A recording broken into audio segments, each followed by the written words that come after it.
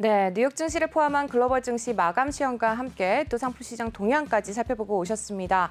이번엔 또 시장에 영향을 미칠 만한 주요 이슈들 함께 확인해 보도록 할 텐데요. 어떤 이슈들이 나와 있는지 함께 뉴스 통해서 확인해 보겠습니다. 네, 첫 번째 이슈입니다. 뉴욕 증시가 FOMC를 앞두고 오미크론 변이 바이러스 이슈로 이틀 연속 하락하는 흐름을 좀 보여줬는데요. 변이 바이러스 추이에 당분간 귀를 기울이셔야 진입 시점을 잘 잡으실 수 있을 것 같아서 준비를 해봤습니다. 세계보건기구가 현지 시간으로 화요일이죠. 오미크론은 다른 어떤 코로나 변이보다도 빠르게 확산하고 있다라고 경고하고 나섰습니다. 관련 기사 함께 확인해 보겠습니다. 네, Health and Science 관련 쪽 섹터인데요. Omicron is spreading faster than any other COVID variant, WHO warns라고 기사 제목이 나왔고요. 관련 내용 자세히 확인해 보시면은요. 네, WHO는 화요일이었습니다. 새로운 코로나19 오미크론 변이가 이전에 다른 어떤 변이보다도 빠르게 확산을 하고 있다. 그러면서 아마도 세계 대부분의 국가에 존재할 것이다. 이렇게 경고를 했습니다. 그리고 또 테워드로스 아드하논 거브러여수스 WHO 사무총장이죠. 제네바에서 열린 코로나 업데이트에서 뭐라고 했는지 한번 살펴보니까 오미크론은 이전 변이에서 볼 수 없었던 속도로 빠르게 확산하고 있다. 현재 77개국에서 오미크론 사례가 보고되었다. 현실은 오미크론이 아직은 감지되지 않더라도 대부분의 국가에 있을 수 있다라고 이야기를 했습니다. 테드로스 사무총장은요, 또 WHO가 국가들이 오미크론을 가벼운 변이로 일축하는 것을 우려하고 있다고도 이렇게 이야기를 했는데, 오미크론은 전염성은 더 높지만 이 균주가 바이러스의 과거 변종보다도 더 가벼운 질병이나 또는 심각한 질병을 유발하는지 여부는 아직까지 명확하지 않다라는 의견을 내놨습니다. 또 지금까지 우리는 이 바이러스를 과소평가하고 있다는 것을 배웠다라고 말을 했네요. 또 오미크론이 덜 심각한 질병을 유발하더라도 엄청난 수의 사례가 준비되지 않은 의료 시스템을 다시 한번 압도할 수 있다라고 우려를 섞인 표명을 했는데요. 또 사무총장은 마스크와 또 사회적 거리두기 이런 중요성을 강조하면서 백신만으로는 국가를 오미크론으로부터 보호할 수 없다 이야기했죠. 마스크 대신에 백신이 아니다. 거리두기 대신에 백신이 아니다. 환기나 손 위생 대신에 백신이 아니다. 모든 작업을 다 수행을 해야 하고 꾸준히 잘 해야 한다라고 이야기를 했습니다. 지금 또 마지막에 또 살펴보시면요. 사무총장이 한 얘기가 중요한 부분이 있어서 짚어드리겠습니다. WHO 테드로스 사무총장은 41개국이죠. 41개국이 아직도 인구의 10% 예방접종에 도달하지 않았고 98개국이 인구의 40% 예방접종에 도달하지 못했다라고 또 언급을 했는데요. 동일한 국가의 인구 집단 간에도 상당한 불평등이 존재한다. 불평등이 계속되도록 허용을 한다면은 전염병이 계속되도록 허용을 해야 한다라고 했죠. 또 라이언입니다. 라이언과 함께 또 지금 마이크 라이언 박사죠. 네, 전무이사로 있는 WHO의 전무이사로 있는 분입니다. 라이언 박사가 포괄적인 여행 금지는 오미크론과 같은 변이가 탐지되기 전에 확산되기 때문에 잘못된 보안 감각을 조성하게 된다라는 의견을 좀 내놨는데요. 미국 같은 경우는 남아프리카 공화국과 또 보츠와나, 짐바브웨, 나미비아, 레소토, 에스와티니, 모잠비크, 말라위에서 오는 방문객들의 방문을 또 금지를 시켰습니다. 국가는 스스로를 방어해야 한다. 그리고 보호할 권리가 있고 국경을 통제할 권리가 있고 다른 이유로 또 그렇게 하기도 합니다. 그러나 그것은 사람들의 자유로운 이동과 개인의 인권, 정당한 규정에 따라서 가능한 한 최대한 유지하는 방식으로 이루어져야 한다라고 언급을 했네요. 당분간 오미크론의 변이 바이러스의 또 확산이 소식이 계속될 것으로 예상이 됩니다. 함께 조심하셔야 될 것 같고요. 이어서 두 번째 이슈도 확인해 보시죠. 네, 두 번째 이슈는요. 도요타가 배터리 구동 전기차에다가 350억 달러를 투자했다는 소식입니다. 또 함께 2030년까지 30개 모델을 출시한다고 하는데요. 미국에서 가장 인기 있는 모델인 도요타인 만큼 또 관련 뉴스에도 기울이시면은 투자 시 도움이 될 것 같아서 준비해봤습니다. 관련 내용 함께 확인해 보시죠. 네, Toyota to invest $35 billion into battery-powered EVs and roll out 30 models by 2030라고 나왔습니다. 기사 제목에서도 확인해 보시는 것처럼요. 도요타의 계획을 확인해 보실 수가 있겠는데요. 세계 최대 자동차 제조업체죠. 제조업체 중에 하나인 도요타 2030년까지 배터리 구동 전기 자동차의 전체 라인업을 구축하기 위해서 4조 엔, 약 350억 달러를 투자할 계획이라고 합니다. 도요다 아키오 최고 경영자네요. 2010년 말까지 배터리 전기차의 글로벌 판매량을 연간 350만 대로 늘릴 것을 목표로 하고 있다고 합니다. 또 화요일 날 이렇게 발표를 했는데요. 현재 같은 경우 도요타의 전기자동차 판매 대부분은요. 내연기관과 배터리로 작동되는 전기모터의 조합으로 부동되는 하이브리드형 전기자동차입니다. 배터리 전용 EV 현재는 판매 일부에 불과하다라고 나와 있습니다. 또 도요타 CEO에 따르면은요, 일본 자동차 회사는 배터리 기술에 대한 신규 투자를 5천억 엔이네요. 44억 달러에서 2조 엔으로 늘릴 계획이라고 하고요. 이는 또 배터리 전기 자동차에 대한 도요타의 광범위한 4조 엔 투자의 일부가 될 것이다. 자본 지출과 연구 개발을 모두 포함한 것이다라고 했습니다. 계속해서 앞으로 도요타에도 관심을 가져보시면 좋을 것 같습니다. 이상 글로벌 인사이트였습니다.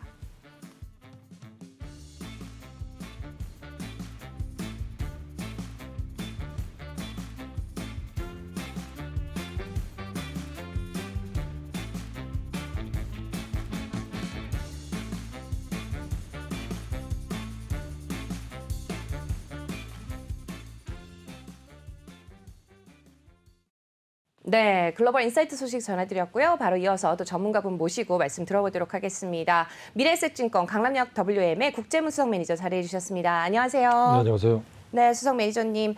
간밤에 뉴욕 증시 어제에 이어서 또다시 하락하는 흐름을 좀 보여줬습니다. 그렇습니다. 아무래도 변이 바이러스에 대한 우려가 계속되는 게 아닌가라고 좀 해석을 해볼 수가 있을 것 같은데, 뭐 FOMC는 이미 뭐 어느 정도 선 반영이 된 것 같고요. 뭐 조정이라고 하기에는 좀 너무 큰 폭의 하락이 아닌가 싶은데 어떻게 보세요? 그렇습니다. 뭐 소비자 물가 지수가 40년 만에 최고치다. 하지만 인플레이션 고점은 멀지 않았다는 긍정적인 어떤 해석을 하기도 전에 생산자 물가 지수가 또다시 서프라이즈를 기록하면서 글쎄요, 시장에서는 이제 뭐 금리 인상 속도가 얼만큼 가파라질 건가. 여기에 이제 WHO 사무총장도 오미크론 바이러스에 대한 부정적인 견해들 이런 것들이 일시적으로 몰려오면서 시장에서는 이제 연 300억 달러 테이퍼링 내년 3월 달에 끝내고 5, 6월 달에 이제 금리 인상을 시작할 거다. 이에 따른 부담금 우려까지 주가가 미리 해석해서 떨어지고 있는 것 같은데요. 이번 주 목요일 날 새벽에 결과가 나올 텐데 상당히 중요할 것 같습니다. 이런 예상을 깨고 뭐 예를 들어서 뭐 연 250달러 테이퍼링 얘기만 나오더라도 시장에서는 비둘기적으로 해석할 텐데 또 다른 한편으로 이런 뭐 여러 가지 물가 지수가 계속해서 사상 최고치로 나오면서 이에 따른 더 매파적인 발언들이 목요일 날 나온다면 뭐 주가의 조정폭은 더 커질 것이다. 이에 따른 내용들 시나리오가 뭐 고스란히 나와 있는 그런 상황인 것 같습니다. 뭐 주가는 미국 쪽에서도 이제 그동안에 가장 많이 올랐던 이런 종목들이 당연히 이제 크게 조정을 받을 수밖에 없을 것 같고요. 그래서 뭐 기술주들이 뭐 1, 2% 급락세를 보이는 그 뭐 장중에 큰 폭으로 떨어졌는데 미국 FOMC 회의 이어서 이제 뭐 영국이라든가 그다음에 유럽의 중앙은행, 각국의 중앙은행들의 스탠스에 뭐 상당히 귀를 기울여야 될 수밖에 없을 것 같고 이번 주 목요일에 어떤 결과가 나올지에 대해서 시장이 상당히 귀추가 주목될 것 같습니다. 그러니까 2018년인가요? 뭐 예상을 깨고 이런 그 강력한 매파적인 발언이 나오면서 그 주가가 큰 조정을 보이면서 뭐 결과적으로 뭐 올라간 사례도 물론 있는데 뭐 지금의 어떤 목요일의 어떤 그런 스탠스에 따라서 시장이 미리 이제 한쪽에서는 뭐 주식을 이미 팔고 그다음에 목요일 날 발언을 주목하자 뭐 이런 쪽으로 해석이 되는 것 같아서 한편으로 봐서는 뭐 이런 점들 뭐 결과 모든 내용들이 뭐 이런 FOMC 결과에 따라서 다시 한번 그 시장의 흐름들이 상당히 뭐 좌지우지되는 그런 모습들이 아니게 나올까 이렇게 보여집니다. 미리 소설을 쓸 필요는 없지만은 어쨌든 그렇습니다. 내일 아침 아닙니까? 내일 아침이면 그렇습니다. FOMC의 내용이 어떨지 대략 알 수 있을 텐데 만약에 지금 그렇습니다. 우리 예상보다도 조금 더 매파적인 그런 스탠스가 비춰진다면은 우리 시장을 놓고 봤을 때 많이 오른 종목들이 많이 빠질까요? 어떻게 아니면 전반적으로 좀 빠질까요? 어떻게 보세요? 그렇습니다. 이제 지금 말씀하신 그런 시나리오인데 뭐 주가는 지금 미리 가장 많이 오르는 종목들이 우리나라 시장에서도 제일 많이 빠지고 네네. 있고요. 그리고 가장 많이 빠졌던 종목, 밸류에이션 싼 종목. 그러니까 가장 많이 올랐다. 그리고 심지어는 뭐 2년 후 실적까지만 해도 미리 올랐다. 이런 종목들이 어떤 그 밸류에이션 찾기 과정에서 지금 가장 많이 빠지는 것 같고 반면에 네. 뭐 1년 동안 떨어졌던 그런 종목들이 밸류에이션이 상당히 싸다. 이런 종목들이 최근에 올라오고 있는데 내일 있을 이제 결과에 따라 상당히 중요할 것 같아요. 만약에 예상치보다 약간의 어떤 뭐 비둘기적인 발언이 나온다면 당연히 이제 뭐 2차 전지 쪽이나 이런 쪽이 먼저 올라갈 것 같고 반면에 이제 더 매파적인 그런 내용들이 나온다면 주가는 더 조정폭이 클 거고, 그렇다면 뭐 2년 동안 우리나라 시장에서 이끌었던 이런 종목들이 더 많이 당연히 빠질 거고요. 밸류션 갭매꾸기 차원에서 많이 빠졌던 최근에 전일도 이런 종목들이 이제 음식료 섹터라든가 그다음에 이제 제약바이오 업종들인데 이런 업종들이 당연히 저가 매수가 들어오는 그런 그림이 나오지 않을까 그렇게 보여집니다. 네. 네, 일단은 네, 뉴욕 증시에 대한 분석을 좀 들어봤습니다. 국내 증시를 좀 예측을 해봐야 될 텐데 어제도 우리장 좀 코스닥 같은 경우는 좀 변동성을 좀 보여줬고요. 아무래도 기관과 외국인이 좀 들어와주고 해줘야 될 텐데 좀 그런 흐름은 잘 안 보이잖아요. 그렇습니다. 개인들의 좀 그냥 순매수세만 좀 보이고 있는데 아무래도 좀 저가 유입이 됐다라고 하기에는 계속해서 좀 어려운 장세 좀 보여줬고요. 어제 또 코스피가 그래도 뒤늦게 조금 들어와주는 흐름을 보여줬어요. 그러니까 굉장히 하락을 해서 참다 팔아버리면 외국인들이 조금 들어와주고 그러다가 또 좀 들어가 보려고 하면은 또 다시 팔아버리면서 또 다시 장이 안 좋아지고 이러니까 그냥 개인들이 너무너무 힘든 그런 장이 계속되고 있습니다. 어떻게 가야 될지 정말 좀 난감한 그런 시점인 것 같은데 이럴 때 국내 증시 어떻게 좀 짐작을 어떻게 예측을 해봐야 되는지 그리고 특징주들도 함께 좀 짚어주실까요? 그렇습니다. 그러니까 이제 주식을 이제 저도 이제 오랫동안 해보다 보면 이런 흐름들이 상당 나오는 것 같아요. 그렇기 때문에 작년 같은 시장에서는 상당히 공격적으로 심지어는 신용까지 부담하면서 작년에는 상당히 공격적으로 수익을 내야 되는 구간이고 그리고 지금 같은 경우는 이미 답은 나와 있는 것 같아요. 그러니까 이미 나와 있는 시나리오대로 갈 거냐 아니면 또 전혀 예상치 못하는 시나리오가 나올 거냐가 지금 상당히 중요한 국면이거든요. 그러니까 작년 같은 경우도 한편에서는 코로나 때문에 경기 위축에 따라서 주가가 힘들 거라고 생각했는데 생각지도 못했던 지금까지 보지도 못했던 엄청난 폭발적인 양적 완화가 쏟아지면서 주가가 사상 최고치였고요. 그렇다면 지금으로 봐서는 시나리오대로 나온다면 주가는 당연히 힘들 수밖에 없습니다. 그렇기 때문에 한쪽으로 봐서는 이제 지금은 당연히 이제 보수적인 차원에서 현금 확보를 계속하고 그리고 일부의 약간의 자금만 가지고 시장을 컨트롤할 수 있는 지금 그런 구간이기 때문에 그렇게 갈 수밖에 없을 것 같습니다. 그렇기 때문에 지금의 시장은 한편으로 봐서는 지금까지 어떤 화려한 장은 아니기 때문에 계속 현금 확보를 하고 일부 자금을 가지고 트레이딩 전략으로 지금 움직이는 전일 같은 시장의 한편으로 보게 되면 가장 많이 빠졌던 지금까지 어떤 1년 동안에 빠졌던 펀더멘탈 퍼가 밸류에이션 상당히 싼 종목 이런 종목 차원에서 갭매꾸기 차원이 나오기 때문에 제약 바이오 업종들 그다음에 음식료 섹터 이런 업종들로 어떤 구성해서 매매하는 전략이 상당히 좋을 것 같고요. 만약에 이제 내일 있을 그런 전략들이 예상을 뒤엎고 의외로 비둘기적인 발언이 나온다면 2차 전지 섹터가 지금 계속 빠지고 있는데 이런 종목 공략하는 전략이 상당히 좋을 것 같고요.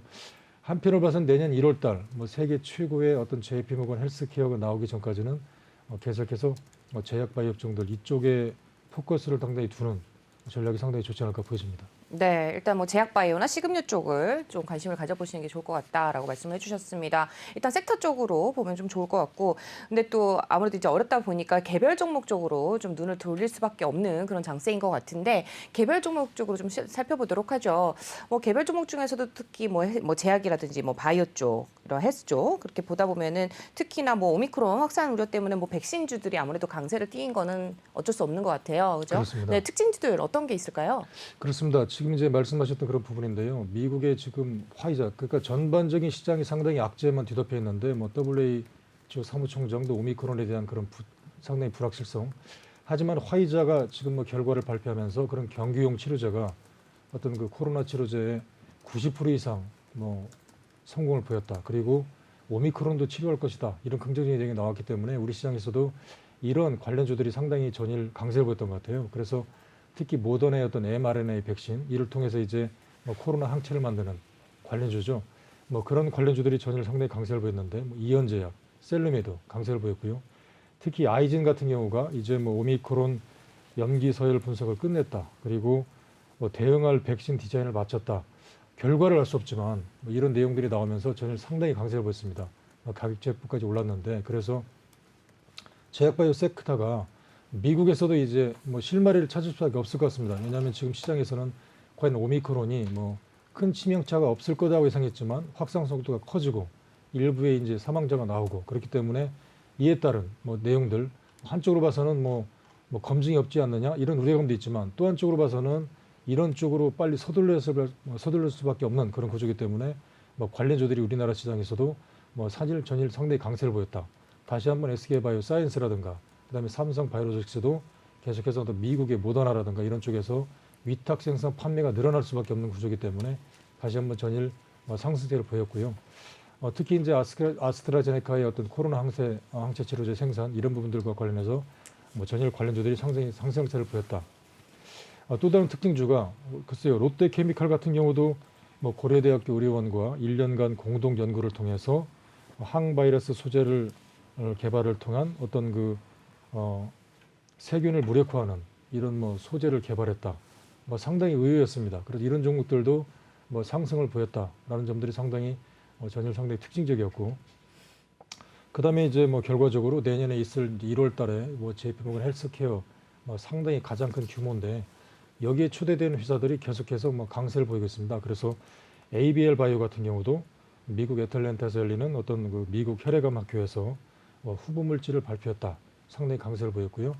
그리고 이제 계속해서 이제 언급해드렸던 매드팩트 관련주도 내년 1월달에 이제 발표를 앞두고 있는데 뭐 계속해서 시장에서 항암제 후보 물질 미국의 머크와 함께 이제 면역 항암제 뭐 키트루다와 공동 병행하는 그런 치료제를 발표하고 있는데 그래서 내년도 1월달에 뭔가 좀 좋은 라이센스가 혹시 나오지 않을까 뭐 이런 기대감들 계속해서 시장에 대해서는 현재 한편으로 봐서는 이제 계속 미국의 어떤 금리 인상 스탠스가 빨라지기 때문에 뭐 이제 뭐 주가가 점점 위험 자산이 축소되는 이런 국면이기 때문에 다른 쪽에서는 이런 기대감을 가지고 시장이 배팅하는 그런 모습들이 나오고 있는 것 같아요. 그래서 점점점 이런 제약바이오 업종들이 어떤 흐름이 상당히 좋은 것 같고, 그리고 이제 보령제약 같은 경우도 이제 삼성 바이오에피스와 함께 유방암이라든가 이런 뭐 여러 가지 이제 판매를 앞두고 연구 결과가 나오고 있다. 뭐 그래서 이제 전일 뭐 이런 여러 가지 이제 제약바이오 쪽에서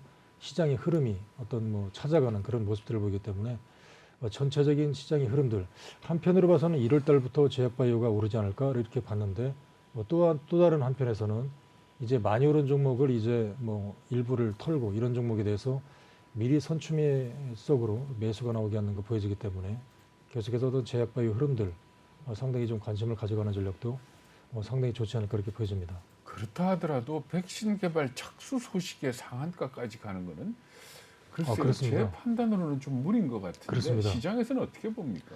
그렇습니다. 바로 그런 부분들입니다. 그렇기 때문에 제약바이오 업종들이 어떤 시장의 펀더멘탈을 고려한 분들은 매수를 상당히 하기가 상당히 힘듭니다. 네네. 그리고 뭐 주가도 지금 보게 되면 뭐 AL바이오, BL바이오가 뭐 계속해서 급등세, 뭐 매드팩트의 상한가, 심지어는 검증되지 않은 아이진 같은 경우도 이런 내용을 끝마쳤다. 그런 내용만 가지고 이렇게 주가가 폭등했다는 사례거든요. 네네. 그렇다면 뭐 주가가 바로 이런 부분들이 힘든 것 같아요. 뭐 지금 자막에 어떤 대원 지역도 나오고 있는데 뭐 그런 내용들을 펀더멘탈을 고려한다면 바이오주는 사지도 못하고 뭐 쳐다보기만 하다가 그렇죠. 뭐 주가는 매번 이리 그런 것 올라 같아요. 그렇습니다. 네. 매번 그렇습니다.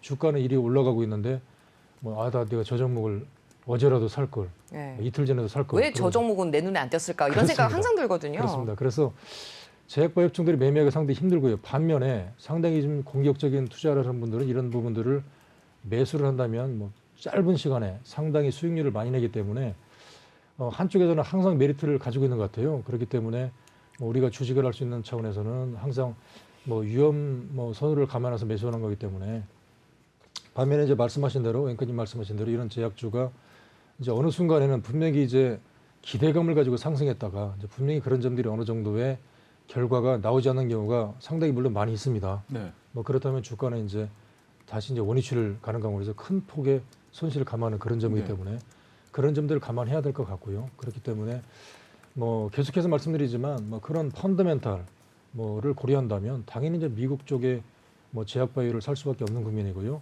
네. 이제 우리나라의 어떤 제약바이오 업종도 이런 기대감을 가지고 일부분 그러니까 약간의 어떤 자금을 가지고 뭐 큰 그림을 본다면 여전히 어떤 미국의 성장성 있는 기업들을 뭐 투자를 할 수밖에 없고, 그리고 일부의 자금을 가지고 상당히 공격적으로 빠른 수익률을 노래한다면 어떤 지금의 어떤 이런 기대감을 가지고 제약바이오를 어떤 따라잡을 수밖에 없는 그런 구조, 그리고 뭐 결과가 나오지 않는다면 상당히 좀 빨리 발을 빼야 되는 뭐 그런 구조를 가지고 매매라는 전략이 상당히 좋지 않을까 보여집니다. 음식료 업종 같은 경우 어제도 올랐죠. 그 가격 그렇습니다. 인상에 대한 기대 뭐 이걸로 봐야 되는 거죠.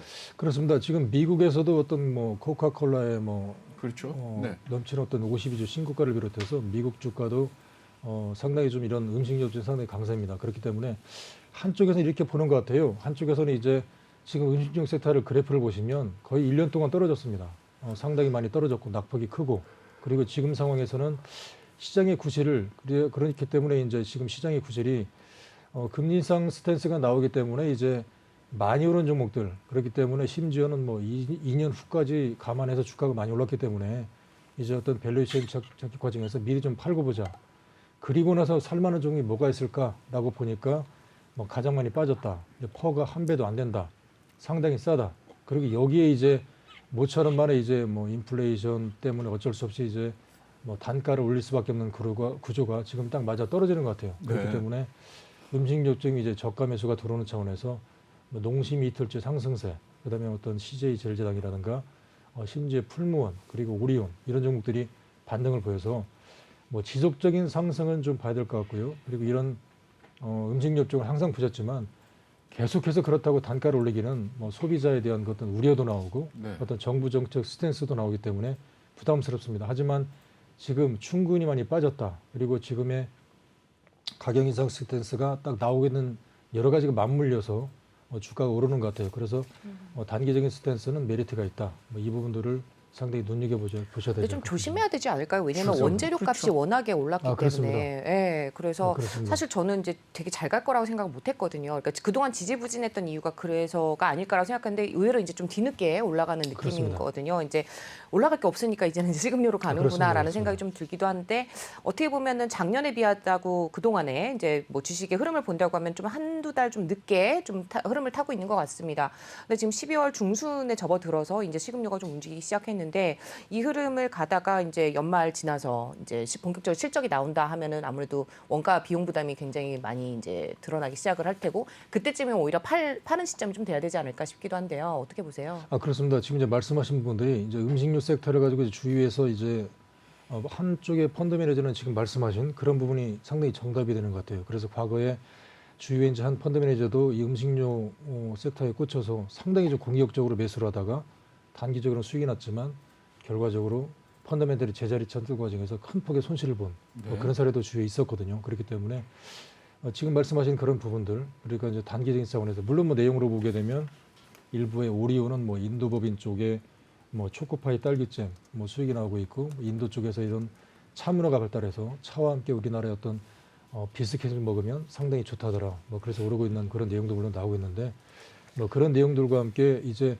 지금 말씀하신 어떤 가격 전가를 소비자에게 계속해서 할 수는 없다. 뭐 가격 전가 인하하게 되면 어떤 소비자들의 반발, 안 사 먹는다 이런 정도로 나오기 때문에 부담스럽기 때문에 지금 말씀하신 워낙 많이 떨어졌기 때문에 이런 부분들과 함께 어떤 그런 많이 싸기 때문에 약간 어떤 밸류에이션 갭 메꾸기 차원에서는 뭐 매매하는 차원은 좋겠지만 뭐 지속적인 그런 큰 흐름들은 상당히 좀 부담하게 될 수밖에 없다. 그런 차원에서 보시고 매매하는 전략이 상당히 좋을 거라고 보여집니다. 네, 제가 그런 생각이 들더라고요. 이렇게 다 포트를 다 담기가 좀 그렇잖아요. 포트폴리오에 너무 많은 종목이 들어가면 좀 그렇기 때문에 근데 또 어떤 종목을 담아야 될까라고 이제 여쭤봤더니 뭐 대부분의 좀 전문가분들이 이런 얘기 하시더라고요. 그 섹터에서 탑 1, 2, 3를 담아라 이렇게 그렇습니다. 얘기를 하시더라고요. 그래서 만약 그러면 라면 쪽이다. 그러면 오뚜기랑 농심을 두 개 다 담으면 어떨까 이런 생각을 해봤거든요. 포트를 아예 다 가져가지 않고 이렇게 좀 분산해서 나눠 담는 쪽으로 섹터별로 조금씩 이렇게 나눠 담는 전략이 더 괜찮다고 보세요. 어떻게 보세요? 요즘 같은 시기에는 그렇게 하는 게 더 나을까요? 오히려 그냥 그렇습니다. 어느 일부적으로 안정적으로 배치를 시키는 게. 지금 말씀하신 부분들이 이제 각 뭐 투자자들의 상당히 엇갈리는데 이제 제가 이제 관맥이 봤던 책들 뭐 목숨을 걸고 투자하라 뭐 그런 책도 나와 있고 그다음에 여러 가지 책이 나와 있는데 그러니까 그겁니다. 각 섹터에서 1등주만 사야 된다라고 네. 생각을 하는 입장이고요. 뭐 저 같은 경우도 한 종목에만 담아라라고 하는 게 저 마인드입니다. 그러니까 어떤 분들은 뭐 계란을 여러 바구니를 담아야 된다고 분산해라. 하는데 네. 뭐 저 같은 경우는 그 중에서 가장 성장성이 우수한. 좋고 1등주만 담아야 된다. 뭐 그런 쪽이 제 주장이거든요. 근데 이제 그게 뭐 작년 같은 경우는 그게 상당히 맞아 떨어졌던 것 같고 그랬죠. 근데 지금 같은 경우는 말씀하시다시피 이제 한표로 봐서는 종합주가지수가 상당히 좀 금리 인상이 이제 나오는 시점이기 때문에 부담스럽습니다. 물론 이런 차원에서는 첫째는 뭐 하지 않아야 된다. 뭐 현금 가지고 좀 쉬어야 된다. 그것도 철학이라고 보여지지만 네. 지금 말씀하신 부분에는 여러 가지 이제 섹터들이 상당히 엇갈리는 것 같아요. 그렇기 때문에 이제 지금 당장은 뭐 제약바이오와 음식료 두 가지 섹터를 노리면서 또 다른 측면에서는 이제 뭐 2차 전지를 이제 어느 시점에서 과연 저가 매수가 나올까를 견눈질하는, 그리고 지금 말씀하신 부분들이 그 섹터에서 뭐 제약 쪽에서도 가장 뭐 성장이 큰 거 한 종목, 그리고 이제 음식료 섹터에서도 가장 성장이 큰 종목 한 종목이기 때문에 뭐 저 같은 경우는 이제 뭐 여러 가지 이것저것이 아니라 그 섹터에서도 가장 1등주 쪽에 뭐 포커스를 두는 뭐 그런 전략이기 때문에 네.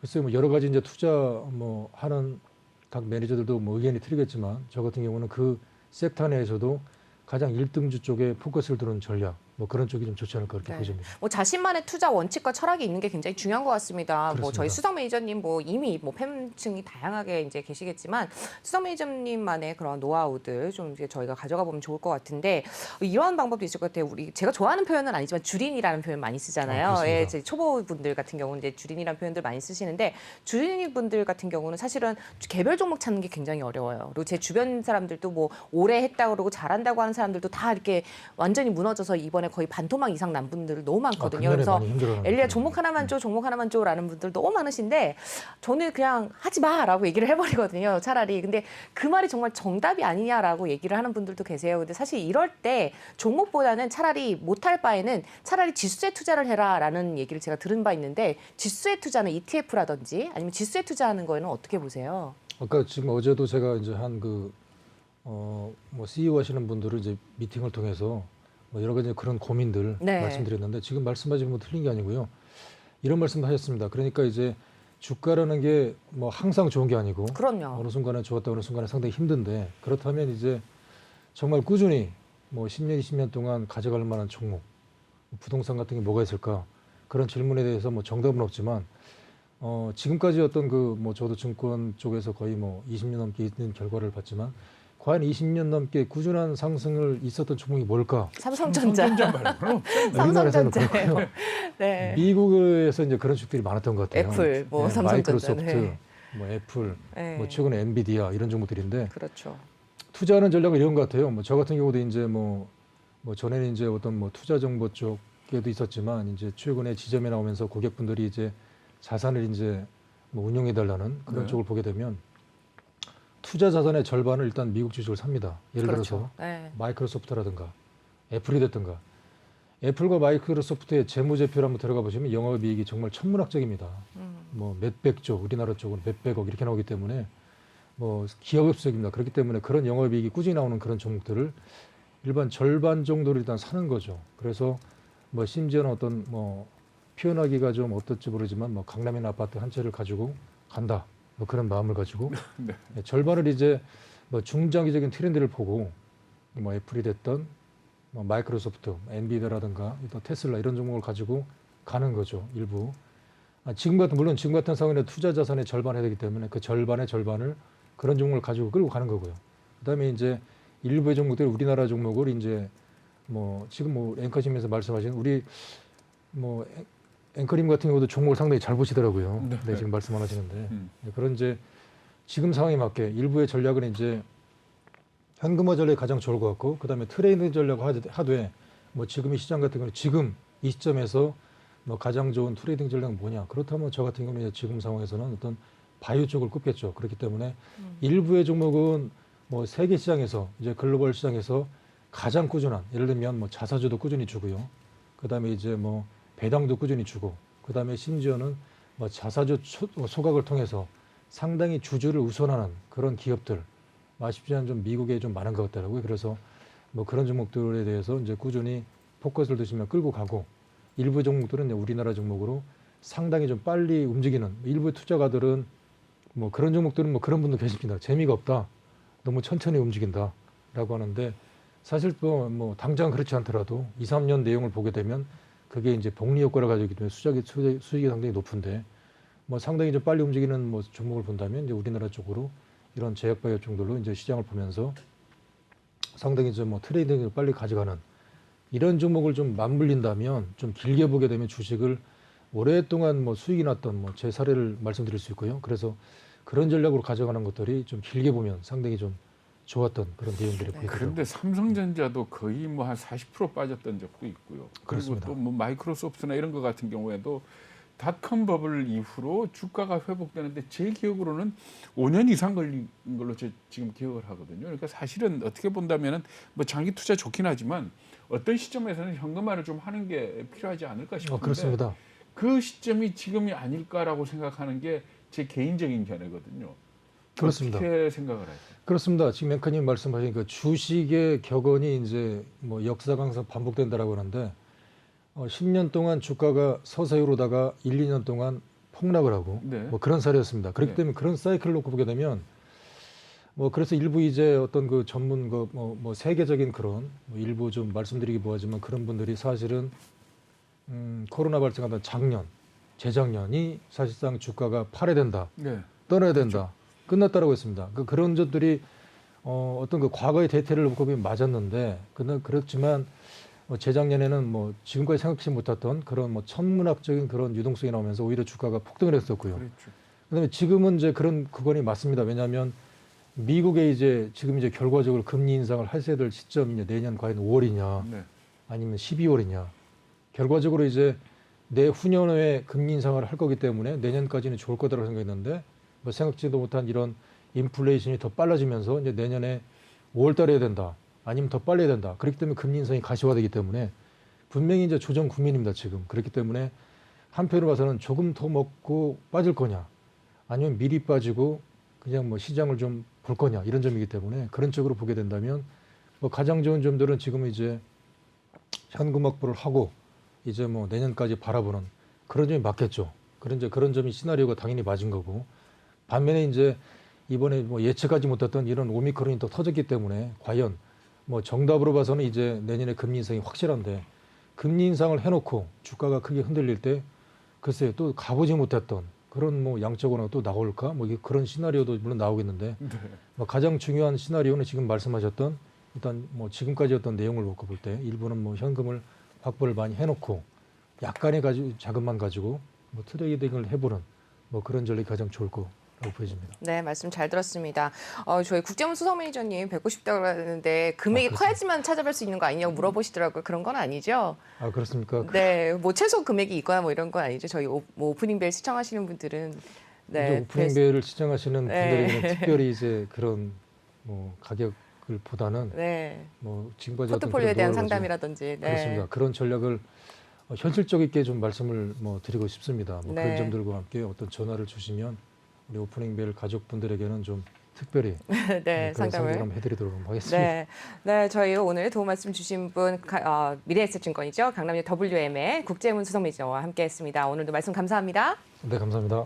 안녕하세요. 내외경제TV의 장유진입니다. 저희 내외경제TV의 다양한 영상과 콘텐츠 잘 보고 계신가요? 더 많은 영상과 콘텐츠를 원하신다면 지금 왼쪽의 버튼으로 저희 채널을 구독해주세요. 저희 다시 보기 채널도 따로 있으니까요. 많은 관심 부탁드립니다.